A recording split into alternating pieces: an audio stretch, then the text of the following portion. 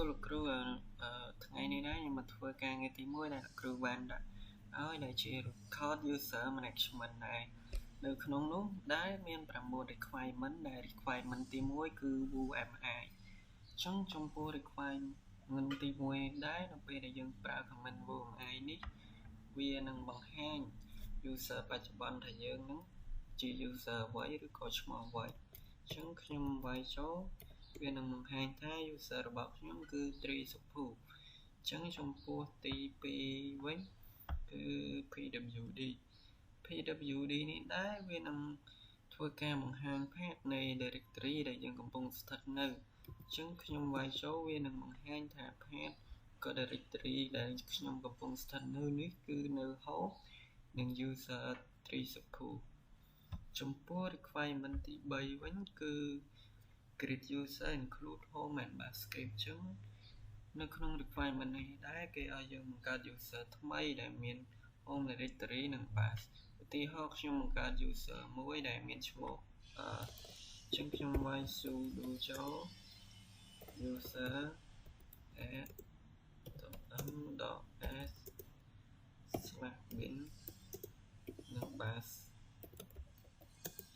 ខ្ញុំដាក់ user នេះឈ្មោះ ctech ចុះ ctech 1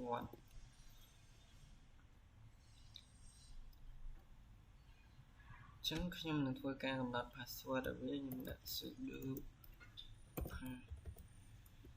wd ctech 1 password 123អូខេអញ្ចឹងខ្ញុំបានធ្វើការបង្កើត user ថ្មីហើយអញ្ចឹងចំពោះrequirement ទី4វិញswitch ទៅកាន់ user ថ្មីអញ្ចឹងដើម្បី switch ទៅកាន់ user ថ្មីយើងត្រូវប្រើប្រាស់ command execute ទៅកាន់ឈ្មោះ user ដែលយើងបង្កើតឧទាហរណ៍ user ctech 1ចុះដែលខ្ញុំបង្កើតមិញ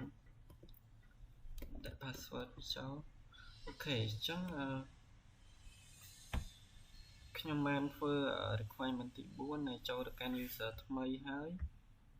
អញ្ចឹងចំពោះទី5វិញលោកគ្រូឲ្យបង្ហាញ user ដែលខ្ញុំបានបង្កើតមិញគឺ user ថ្មីនឹងអញ្ចឹងខ្ញុំធ្វើការវាយ WMI ចូលនេះគឺជា user ដែលខ្ញុំបង្កើតថ្មីមិញដែលមានឈ្មោះថា ctech 1អញ្ចឹងវានឹងចំពោះrequirement ទី6 PWD បង្ហាញដែលបង្កើតថ្មីអូខេអញ្ចឹងខ្ញុំធ្វើការវាយ PWD ចូលអញ្ចឹងខ្ញុំនៅកាន់ path និង directory home ដែល user ctech អញ្ចឹងចំពោះ requirement ទី7បង្កើត folder ថ្មីមួយនិង ls ដើម្បីបង្ហាញអញ្ចឹងអូខេខ្ញុំនឹងបង្កើត folder ថ្មីមួយអញ្ចឹងដើម្បីបង្កើត folder ថ្មីយើងត្រូវការ mkdir អញ្ចឹងខ្ញុំដាក់ឈ្មោះ my folder my new folder អូខេខ្ញុំវាយ ls ដើម្បីបង្ហាញអូខេអញ្ចឹង my folder ថ្មីរបស់ខ្ញុំដែលមានឈ្មោះថា my new folder អញ្ចឹងខ្ញុំពោល requirement ទី8វិញលោកគ្រូចេញទៅ user ដើមអញ្ចឹងដើម្បីចេញទៅ user ដើមបានយើងត្រូវវាយ command ដែលជា command នោះគឺជា command exit អូខេអញ្ចឹងខ្ញុំធ្វើការវាយ exit ដើម្បីត្រឡប់ទៅកាន់ user ដើមវិញដែល user ដើមរបស់ខ្ញុំគឺ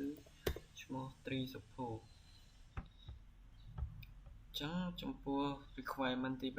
បង្ហាញ user list តាម tab etc password password អញ្ចឹងដើម្បីបង្ហាញ user list តាម etc និង password បាន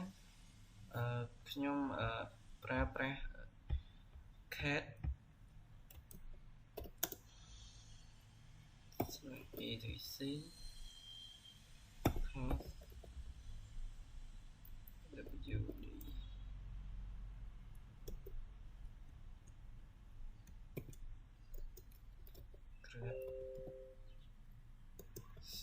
ctech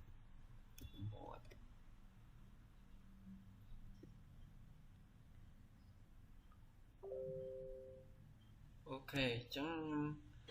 ធ្វើការប្រើប្រាស់ command នេះ ដើម្បីបង្ហាញ user ID នៅក្នុង system របស់ខ្ញុំដែលមានឈ្មោះ CTEX នៅក្នុង Directory Home Bimbus